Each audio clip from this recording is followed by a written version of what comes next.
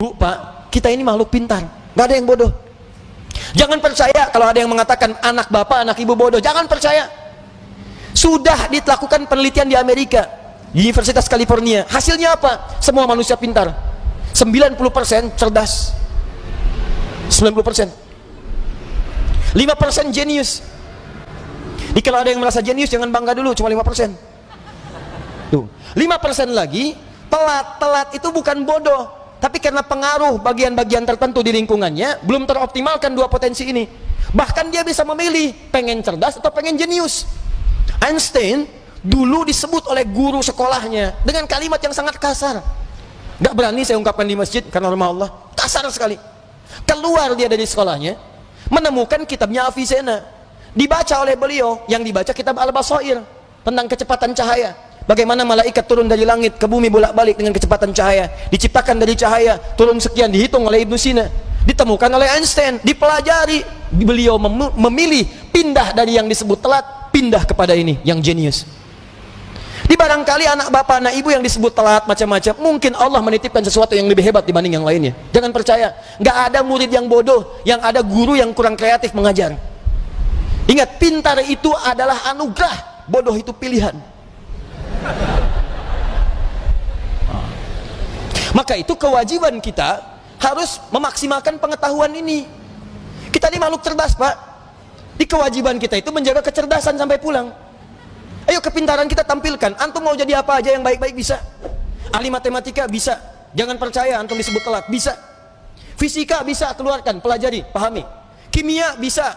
Ya, yang lainnya bisa. Dan yang paling hebat adalah kalau ingin dipercepat itu semua, ini yang rumusnya saya berikan pada hari ini. Bagaimana cepat memahami sesuatu, bagaimana cepat mengingat sesuatu, itu yang ditampilkan oleh Quran. Kalau Anda ingin mengeksplor potensi pengetahuan sampai jadi luar biasa, maka Allah mengajarkan cara-cara itu yang akan dibahas. Cuman masalahnya, waktu kita itu tinggal 5 menit lagi. Itu masalahnya. Padahal saya ingin kasih contoh nih. Ini teorinya, ini contohnya, ini prakteknya. Hasilnya jadi begini. Ibnu Sina, Al-Kindi, Al-Farabi, Al-Ghazali, Al-Battani, ya, Ibnu Battuta dan sebagainya, saya turunkan. 5 menit cukup insyaallah? Cukup, baik. Baik, ini saya nggak bahas dulu ya, karena waktunya terbatas ya. Nanti saya bahas di malam Jumat insyaallah Al-Quran Sunnah Solution. Saya simpan di sini. Baik. Silahkan Mas. Jazakallah khair. Semoga Allah muliakan antum. Satu. Baik. Satu, cara cepatnya. Cara cepat ini Bapak Ibu bisa praktekkan kepada anak-anaknya nanti ya. Kita harus yakini karena ini Allah yang menginformasikan.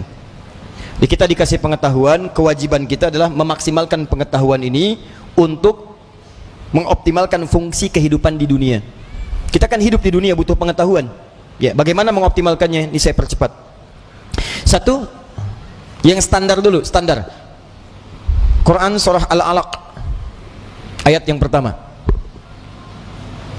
Iqra bismi rabbikal ladzi khalaq. Secara sederhana, baca diartikan belajar. Orang Arab sekarang kalau menyebut Iqra, aina taqra, maksudnya aina tadrus, di mana belajar. Maka yang pertama, maaf kalau Anda muslim, Anda beriman, ya, beriman kepada Allah, yakin dengan kesempurnaan diri kita, kewajiban pertama untuk memaksimalkan pengetahuan, tidak boleh ada orang Islam yang tidak belajar, mesti belajar. Kemudian diturunkan lewat hadis Nabi sallallahu alaihi wasallam, lihat cara belajarnya, perhatikan caranya. Awas, bukan biasa. Talabul ilmi fardhatun ala kulli muslim. Belajar, menuntut pengetahuan, ilmu. Nabi mengatakan talabul ilmi. Nah, ini yang mau saya garis bawahi. Ini kadang-kadang suka jarang diterangkan syarahnya secara mendetil. Al-ilmu, talabul ilmi, mencari ilmu. Apa artinya ilmu? Dalam istilah bahasa Arab, cuma ada dua pendekatan makna pada ilmu. Satu al-fahmu, kedua al-idrak. Al-ilmu huwa al-fahmu wal-idrak. Ini yang standar nih. Ilmu itu artinya paham, fahmu, paham. Yang kedua idrak, dijangkau dan dikuasai. Jadi kalau bapak, ibu, atau anaknya misalnya disekolahkan dimanapun, jangan cukupkan hanya hadir di sekolah saja. Jangan cukupkan ditempatkan dia duduk di dalam kelas, jangan. Itu bukan sifat muslim. Sifat muslim itu ketika belajar, cek kembali, paham nggak yang dipelajari, dikuasai nggak pengetahuannya. Jangan biarkan Anda datang cuma ke kampus, ke sekolah untuk duduk, apalagi duduk paling belakang, nggak mau nanya, terus pulang. Lihat, pelajari, pahami. Kenapa rumusnya begini? Kenapa fisika begini? Kenapa hukum gaya F1 sama dengan F2?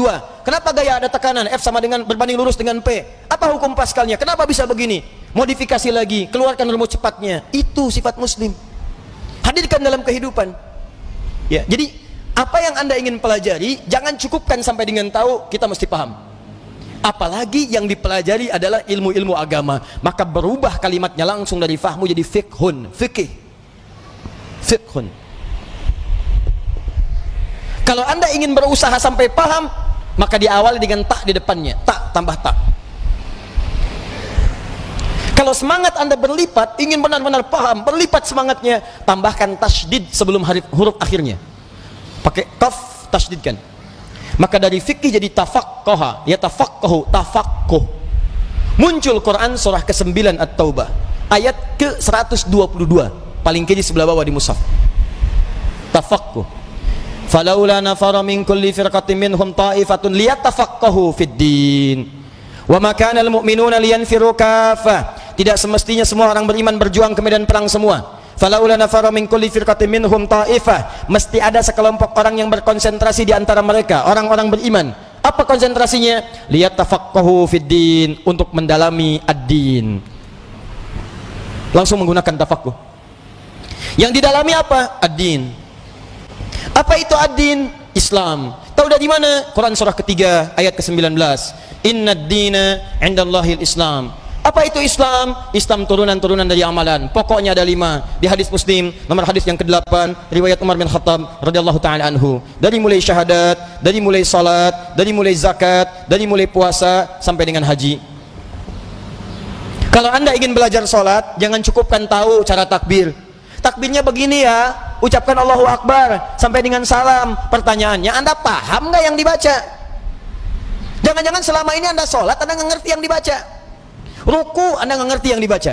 Sujud, ibu tidak paham yang dibacakan. Duduk di antara dua sujud berdoa, tapi nggak ngerti doanya. Bagaimana bisa khusyuk dalam sholat? Bagaimana doa Anda bisa dikabulkan kalau Anda nggak ngerti yang dilakukan?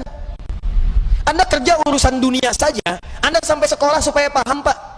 Ikut training, stadium general, macam-macam supaya paham pekerjaan. Begitu Anda kerja, terima gaji 10 juta, meninggal. Ini urusan akhirat abadi kita. Dibawa sampai ke akhirat, kita yakini itu. Masa urusan akhirat kita biasa-biasa aja?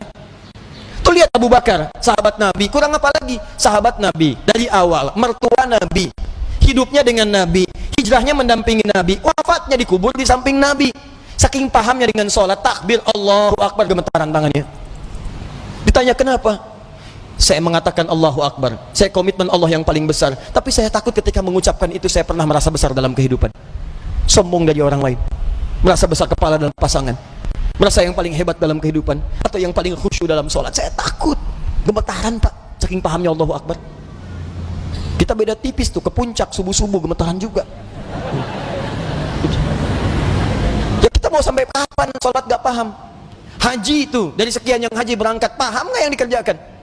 Tawaf dibaca bolak-balik, ngerti nggak? Paham nggak bacaannya? Saya kadang-kadang suka merasa sedih nih kalau situasi tawaf itu.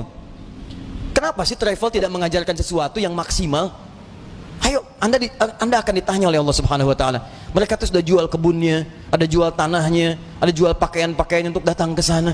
Mereka punya hak untuk berhaji dengan benar. Jangan bebani dengan sesuatu yang tidak ada maksimal gitu. Itu kan doa tawaf cuma 2. Doa tawaf itu 2, Pak. 1 dari Hajar Aswad ke Maqam Ibrahim. Subhanallah, walhamdulillah, wala ilaha illallah, wallahu akbar. Itu ada kisahnya. Kalau bacanya benar, maka Allah akan anugerahkan jawaban doa setiap yang diminta, seperti Allah mengabulkan permintaan Nabi Ibrahim. Itu ada di surah Maryam kisahnya. Ada. Dari ayat 47 sampai ayat 50-nya. Ada kisahnya. Makanya kita berhenti di Maqam Ibrahim. Dari Maqam Ibrahim sampai dengan ke Rukun Yamani, bebas mau minta apa aja, nggak ada doa spesifik, bahkan boleh pakai bahasa Indonesia. Karena itu kita ditunggu, makanya belajar dulu fikihnya. Ini saya bacanya gimana cara bacanya ini? Subhanallah, alhamdulillah. Begitu Anda sampai Maqam Ibrahim, baca senyamannya. Minta, ada doa untuk orang tua, Mungkin ibu anda sedang meninggal dunia, dia butuh doa. Ayah anda di alam kubur butuh doa. Ayah anda hidup butuh doa. Tetangga anda, anak anda, istri anda, itu kan kita mintakan. Sampai ke Rukun Yamani, ke Hajar Aswad, doanya kemudian oleh Allah Subhanahu wa taala diarahkan kepada yang maksimal. Diseleksi lagi yang tadi, jangan-jangan minta tapi bukan kebutuhan, cuman keinginan, nggak ada maslahat. Makanya diarahkan kepada yang manfaat dunia dan manfaat akhirat. Rabbana atina fid dunya hasanah wa fil akhirati hasanah wa qina adzabannar. Sampai situ. Jadi yang tadi anda minta itu benar nggak urusan dunianya? Jangan-jangan minta tapi nggak maslahat dunia. Maka oleh Allah yang bagus dunianya diberikan, yang ada maslahat akhiratnya diberikan, yang kurang baik diganti dengan yang lebih baik. Begitu caranya. Kasihan kadang muter sampai lupa berapa putaran yang sudah dilalui. Ya, ada kisah hebat nih, saya sambil menutup sedikit. Tapi ini tidak harus ditiru caranya, tapi bagus sebetulnya contoh untuk kita.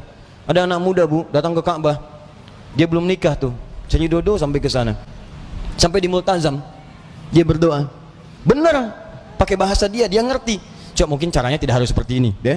Ya Allah, hamba datang ke sini ya Allah untuk memohon kepadamu jodoh. Saya sudah berusaha sampai datang ke Ka'bah ini ya Allah, mohon kabulkan, berikan saya jodoh yang terbaik ya Allah. Tiba-tiba di sampingnya datang perempuan tinggi, putih, hidung mancung, langsung ditunjuk, kayak gini ya Allah, kayak gini. Si contoh. Tapi betul bu, habis itu dia pulang, dia nikah, walaupun bukan dengan yang tadi. Dia nikah karena permintaan dia sesuai dengan apa yang dia butuhkan. Ya kenapa kita nggak minta dengan bahasa kita? Ada yang lebih unik, datang dia ke situ, bawa catatan. Ya Allah, hamba datang kemari banyak hutang ya Allah. Engkau maha tahu dengan keadaan hamba. Banyak hutangnya, tidak anda sebutkan, engkau juga paham. Tapi kalau tidak percaya, ini catatannya. Tempelin. Ada. Ya, yang mau saya katakan adalah teman-teman sekalian, ini al-ilmu wal fahmu wal idrak. Anak pulang dari sekolah, datang ke rumah, cek lagi, nak tadi belajar apa? Dulu ibu kami begitu, pulang, tadi belajar apa? Coba ajarkan lagi, seperti apa? Kenapa ketemu begini? Kenapa begitu? Maghrib, semua TV berhenti. Ayo datang semua mengaji.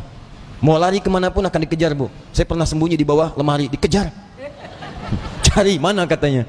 Cari, suruh menghadap. Kalau belum mengaji, nggak bisa tenang. Ini kita kehilangan nilai-nilai itu. Jadi kita tuh mesti pintar pak. Dulu orang begitu. Di ngajinya tuh jelas. Begitu dibahas pengetahuan, dikuasai dengan baik. Silahkan cek ulama-ulama dulu. Penguasaannya itu total. Nah, tapi ada satu hal lagi. Jika anda kerjakan ini, maka anda akan mendapatkan percepatan pengetahuan dari Allah Subhanahu wa taala melampaui batas-batas pengetahuan biasa.